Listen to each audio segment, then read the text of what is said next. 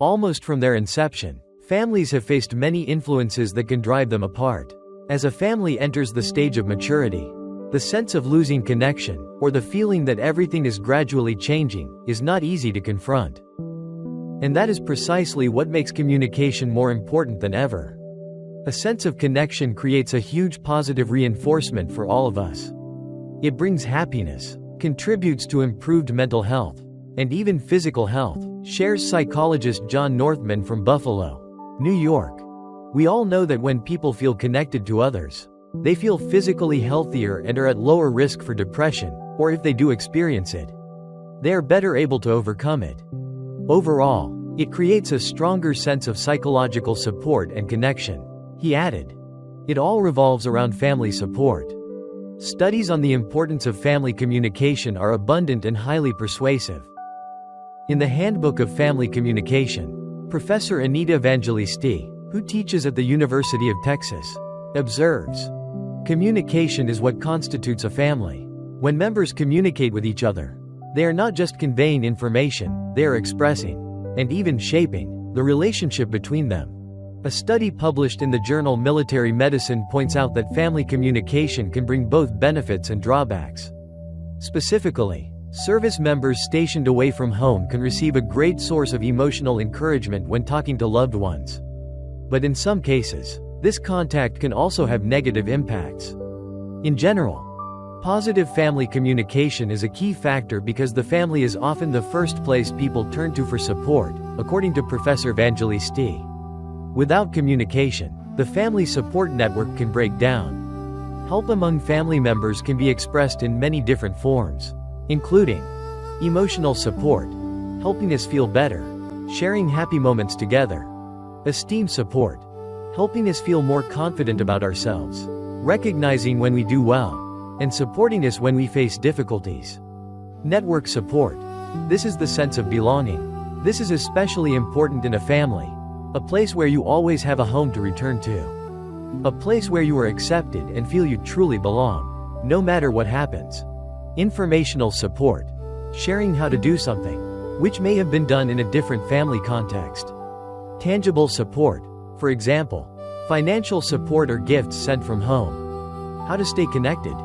Once you realize how important family communication is, the next step is finding ways to maintain it, even in an era where everyone has a phone by their side. Keeping the connection flowing is still not simple. Has it been a long time since you heard from a relative? No time to call home? Is texting a great tool? According to psychological experts, forms of texting are very prone to misunderstanding due to speed and lack of consideration during drafting, as well as the absence of tone. This makes the transmission of emotions ineffective. Similarly, social media status updates, and even voice calls, can lack the nonverbal cues that only direct video connection provides. But sometimes, even video communication tools like Skype or FaceTime are not the optimal choice. Even so, something is better than nothing, according to Professor Evangelisti. She said, "I think what most experts in the field of communication want to emphasize is not how important the medium of communication is, but how we utilize it." Proactive connection. When a child goes to school far from home or parents live apart from the family, determining who should initiate contact first is sometimes not easy. Professor Evangelisti said, "If no one accepts the initiative, it will never happen." Some psychologists warn against forced communication. For instance, the phrase, "call mom every Friday night," can not only be impossible but may even be counterproductive for someone trying to adapt to a new environment. Therefore, instead of making forced demands, we should offer each other understanding. If you have children studying far from home, parents should not call them every night or according to a fixed schedule. Parents should also not make children feel guilty if they don't want to call home. Parents need to realize that they have their own lives, and don't try to control everything from afar. When truly wishing to connect, family members can ask, don't command. When you want someone to call or text you, send a heartfelt card. Leave a voicemail or send a text without expectations or pressure for a response.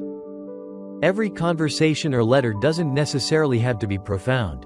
You can talk about cats and dogs, the weather, health, the old neighbor who used to live next door, or the new neighbor. Recounting a few funny recent stories can sometimes help the bond between you and your loved ones grow stronger.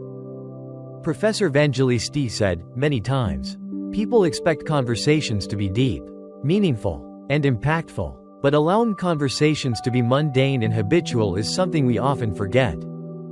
It is those mundane things, in fact, that build our relationships and our lives. Including those things in conversations even from afar helps us stay in touch in a very important way. Tips for effective communication. Psychologist David Olson developed a model called the circumplex model of marital and family systems to serve the analysis and psychological intervention in families.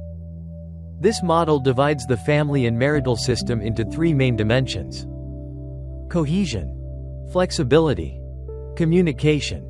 According to this model, for successful family communication, the following core elements are needed: listening skills, speaking skills, self-disclosure and openness, clarity in messages, tracking continuity and interaction, mutual respect and regard, continuing to maintain connection.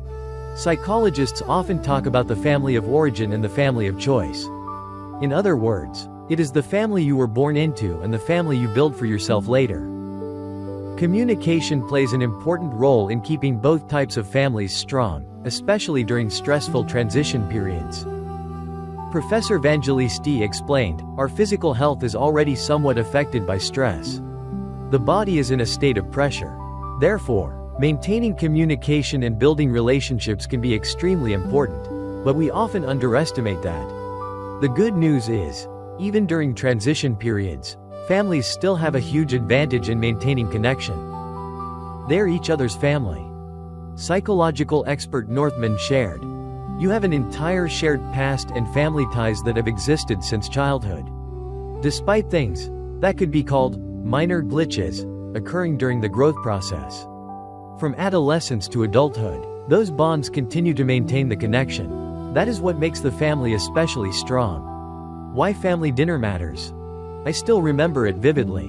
That year, I was 16 years old, at home in Fort Wayne, Indiana, sitting around the dining table with my parents. We talked while we ate, and I listened to my parents' deep concerns about the state of the country. My father was a humble painting contractor, and my mother was a housewife. At that time, high inflation was coupled with an economic recession, a condition known as stagflation. On my father's part, the economic situation forced him to lay off some employees. This was something he was extremely reluctant to do because, as a husband and father, he could not bear having to tell loyal employees, who needed to feed their families, that they were being let go due to economic hardship when job opportunities in the market were scarce.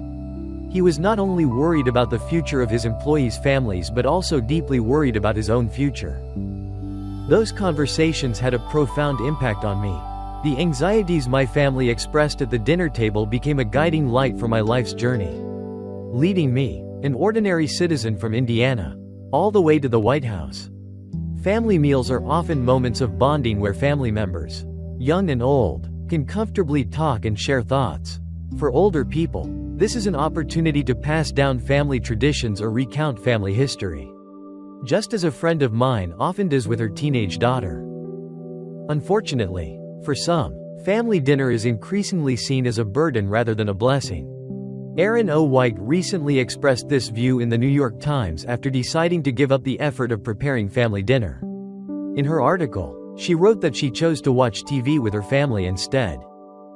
This is much less appealing than the scene of a family sitting around the table and having a lively and warm conversation. In his farewell address to the nation in January 1989, then President Ronald Reagan said, "All great change in America begins at the dinner table. So, tomorrow night in the kitchen I hope the talking begins." As President Reagan pointed out, talking while watching TV is not effective at all. Contrary to Ms. White's view, eating while rewatching Gilmore Girls is not the same as talking while sitting around the dinner table with family.